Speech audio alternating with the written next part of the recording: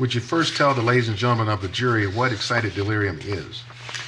Excited delirium is a physical and psychiatric state where, because of an imbalance in the brain, a patient will exhibit multiple symptoms. Basically, they are hot, their body is revved up, heart rate is up, respiration is up, superhuman strength. They are out of control. Their speech is garbled. It doesn't make sense. They can't answer questions. That's what they call the delirium, someone who is delirious. So I'm very familiar with not only pre-hospital, but in the hospital, the symptoms of excited delirium. Doctor, let me show you what's marked as Exhibit 921 for identification purposes. So I want to show it to you, and then let me ask you a couple of questions. Is this a demonstrative you created showing the 10 signs of excited delirium? Yes, sir, it is. Actually, it's from the American College of Emergency Physicians white paper on excited delirium. And incidentally, before we show this to the jury, or at least I offer it, is excited delirium considered a controversial diagnosis? Yes, sir, it is. Why is that? It's because there are varying opinions as to what causes it, what is it. Forensic pathologists or emergency physicians or other physicians, there isn't 100% agreement on what excited delirium is. But I can tell you, at least in my opinion, I think it is real. But are there very reputable medical organizations that do not recognize it? That is correct. The American Medical Association doesn't recognize it. The American Psychiatric Association doesn't recognize it. So, Your Honor, I offer Exhibit 921 for demonstrative purposes. Any objection? 921 is See, for demonstrative purposes only, members of the jury will not go back with you on deliberation. And Your Honor, I happened by accident to manage to scratch on the screen. So if Your Honor could, thank you. So if we could walk through each of these, we'll go through them one by one. And I'd like for you with each one to explain what it is, and then explain how it applies to George Floyd. So let's start with the number one, inappropriate clothing, naked or partially clothed. What is the significance of this one? How does it manifest? When we get a call of a naked man in the street, first thing I'm thinking is excited delirium. Why? Well, would somebody take off their clothes? Well, their body is hot. So in the case of Mr. Floyd, was he appropriately dressed or inappropriately dressed for the weather?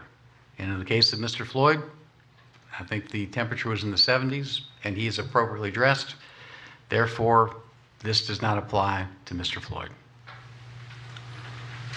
So what about the second one? Attraction to glass, destruction of glass, mirrors, lights on vehicles. This is another sign that someone with excited delirium, they're attracted to glass, to lights, and mirrors.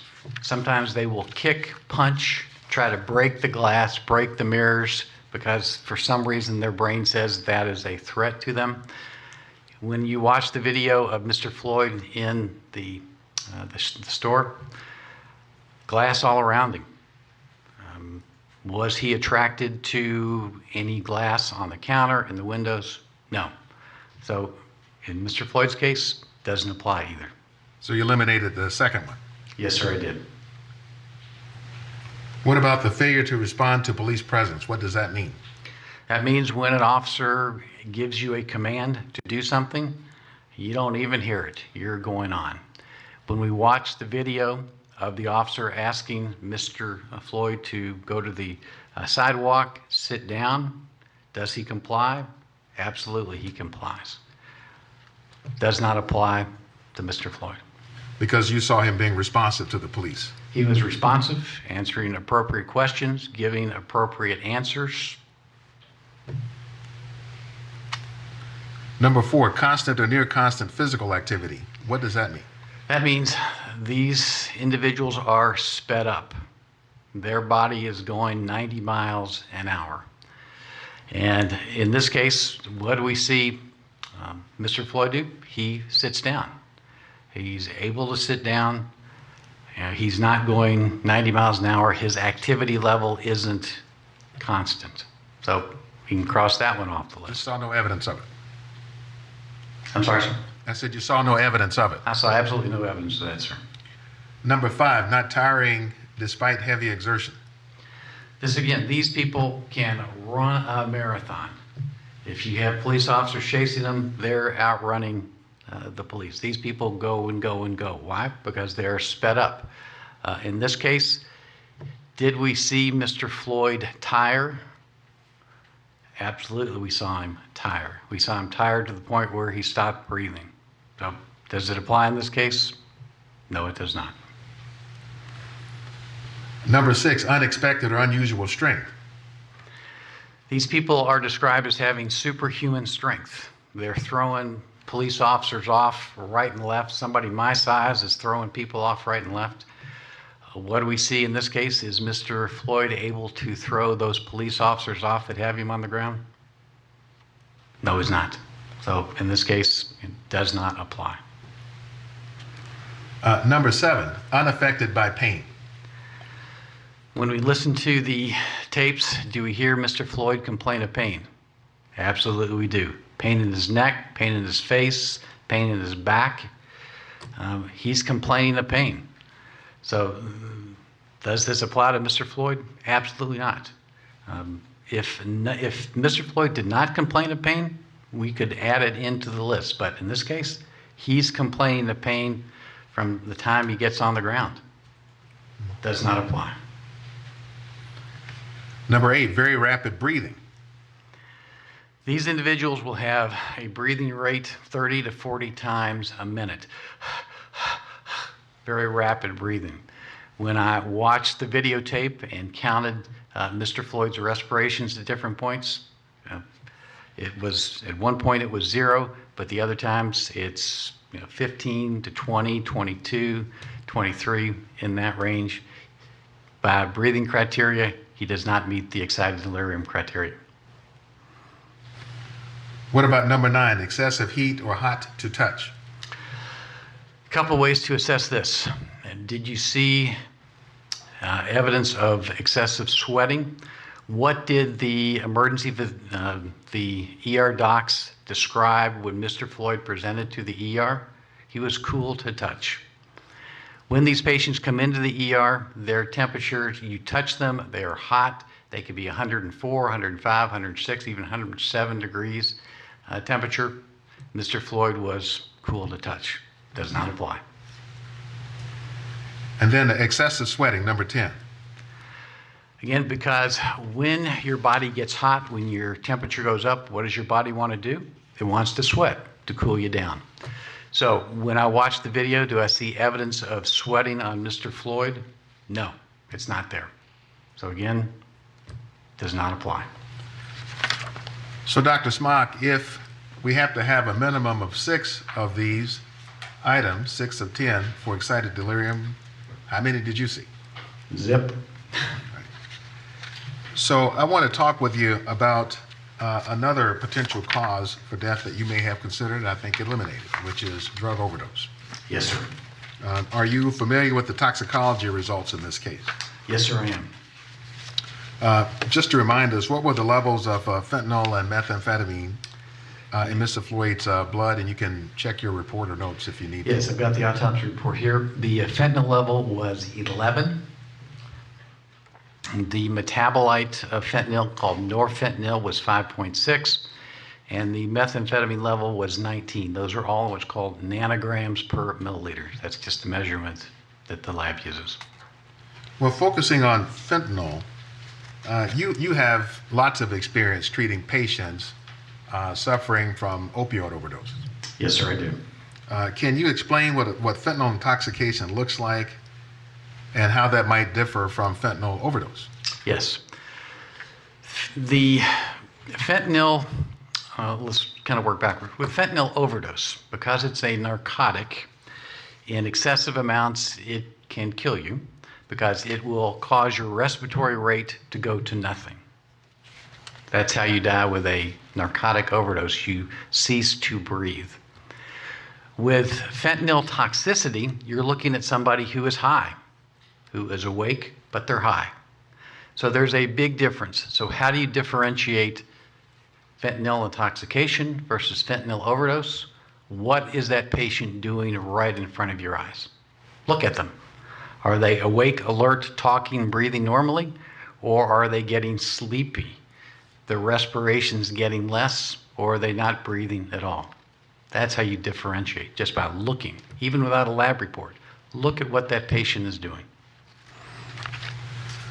So in the case of a fentanyl overdose, are there certain telltale signs of a fentanyl overdose? Yes, they are. Pupils can be constricted, and they're snoring, their respirations are decreasing, or they're not respiring at all. Now, bringing this home to George Floyd, when they came to the scene on May 25th, the paramedics, do you recall whether his pupils were constricted or not? I believe they were dilated.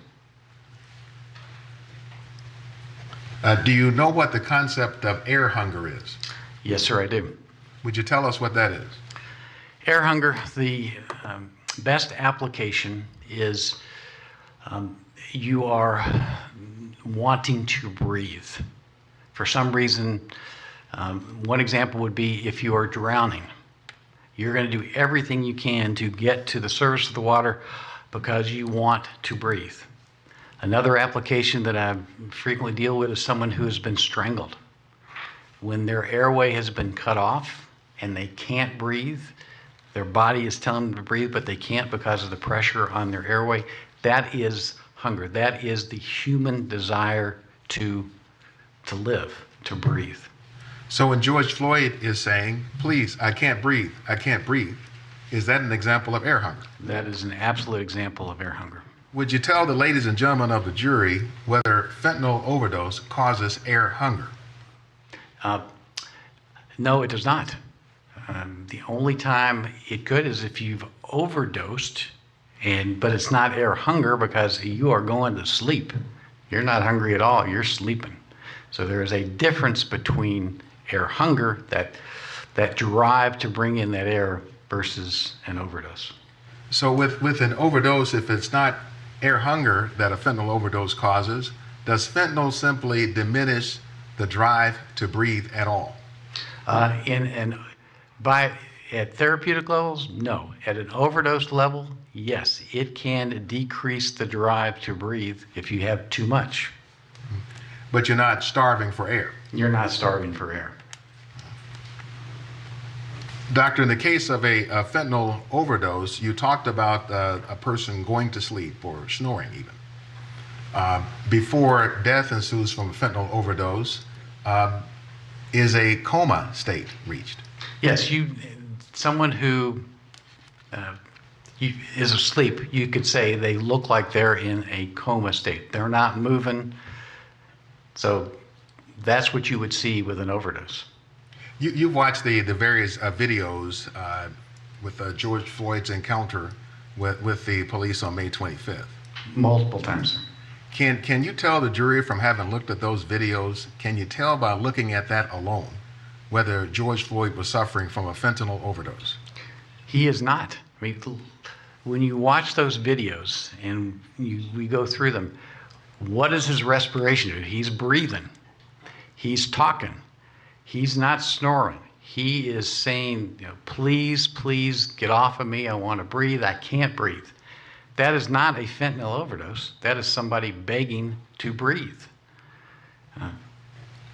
And so if a person is suffering from a fentanyl overdose, would you describe that person then as alert? No, sir. They're not going to be alert. They're going to be sleeping.